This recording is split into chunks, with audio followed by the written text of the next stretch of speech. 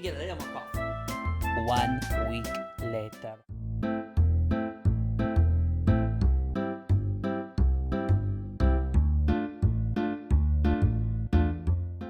Today we're going to be discussing the subject of the 401k. And now, part 2. Now, if you start looking at your 401k materials, you will most likely be pushed very aggressively into what are called target date funds. These are pitched as all-in-one solutions for set and forget, invest once and never have to think about rebalancing or adjusting or anything. They will have a whole range of target years, all the way starting maybe as early as like 2040, going all the way out to like 2075 in buckets of 5 years. So let's say you pick the one that they're probably going to push right now is 2060, which is about 35 years in the future. The idea is the farther out the target, the more aggressive the portfolio is. The closer the target date is, the more conservative the portfolio is. And the fund managers will automatically adjust this for you as time goes on. It sounds great, but you need to be mindful that this is something of a product that they are selling. Many times it is the plan sponsor who provides these target date funds. And these funds are also what are known as funds of funds, meaning while most mutual funds will hold either individual stocks, bonds, maybe some other exotic things, these target date funds are comprised of other mutual funds, usually also put out by the plan sponsor. And another thing is that mutual funds charge an expense ratio, which is sort of their cost of doing business. It's the price you pay for giving them your money and letting them do the work for you. So you will usually not only get charged an expense ratio on the target date fund, but the funds that they hold will likely also charge an expense ratio. So you're actually getting charged twice in a lot of these cases. Especially if you look at the holdings of some of these target date funds, they hold a lot more than they need to hold. Probably the cleanest target date funds I've ever seen come from Vanguard, which is one of the lowest cost mutual fund providers out there.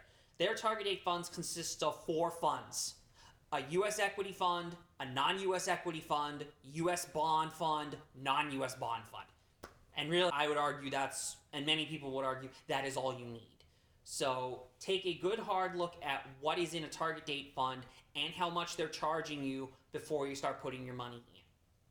So if you decide not to go with the target date fund, that might still leave you with a lot of uncertainty about where to go from here. And fortunately, there are a lot of wonderful resources out there on the internet, including us. Thank you so much. But beyond us, I would definitely give a shout out to the website Investopedia, which provides a lot of wonderful resources and explanation on a lot of subjects from beginner to expert. So definitely give them a look. I do want to say, full disclosure, we're not sponsored by either Vanguard or Investopedia. We're a little too small for that sort of thing right now. But I just want to mention them because I like Vanguard as a company. I like Investopedia as a resource. And I feel like that they do good stuff. And I would definitely encourage you to check them out. So for now, here are some tips that we would like to offer. If you aren't sure where to go at all, if like all your plan options seem a little too overwhelming, I would say just start with a U.S. broad market large cap equity stock fund. This will usually be something that's tagged to the S&P 500. They may be tagged to some other indexes, maybe something like the Russell 1000, or I think Vanguard uses one called the CRISP.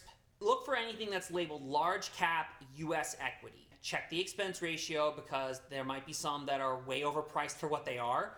So if a fund has a high expense ratio, make sure that its returns are worth it. And also always remember, past performance is no indication of future returns. Meanwhile, if you're looking to go beyond just domestic equity, the way I would propose building your portfolio is stick with a base of at least 75%, maybe 80 to 85% in equity, in stocks. So I would say half of that should be in US large cap equities. So like I said, like the S&P 500 or its brethren. The balance, I would say, that's 20 to 25%. You can look at small caps. smaller companies. A popular index for this is what's known as the Russell 2000. You'll probably find some index funds tagged to that. Or you can do international equity. There aren't that many good international indexes, but I think FTSE, they have a lot of good international indexes, so look for funds that are tied to those. And then the remaining amount, the like maybe 15 to 25%, you can look at fixed incomes or bond funds. These are also known as income.